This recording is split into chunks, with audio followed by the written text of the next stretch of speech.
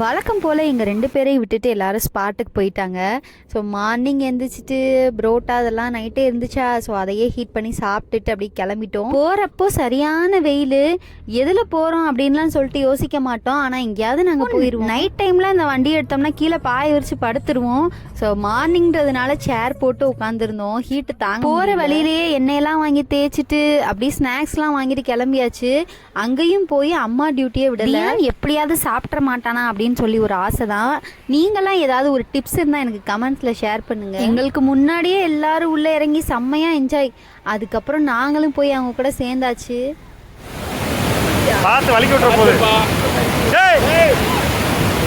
பார்த்து பத்திரம் அப்படின்னு சொன்னாலே போச்சு, நான் போட்டுருவேன் கீழே. அது மாதிரி கீழே விழுந்துட்டேன். போகிறப்போ கிளைமேட் நல்லா வெயிலாக போய் குளிக்கிற மாதிரி இருந்துச்சு. ஆனால் அங்கே போனதுமே வந்துட்டு ஒரு ½ கூட ஆகலை, அதுக்குள்ளேயும் மழை. வீட்டில் இருந்துட்டு சின்னத்தா கிட்ட இருந்தும் அத்தா கிட்ட இருந்தும் கால் மாற்றி மாற்றி வருது.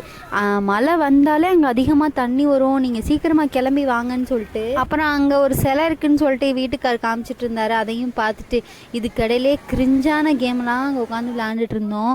செம்ம காமெடி. எல்லாருமே ஆளுக்கு ஒரு சாப்பாடுலாம் செஞ்சு கொண்டு வந்திருந்தாங்க, குளிச்சுட்டு சாப்பிட்லான்னு சொல்லிட்டு.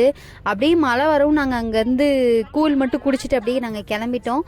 ஸோ நெக்ஸ்ட் வீடியோவில் பார்க்கலாம். பாய்.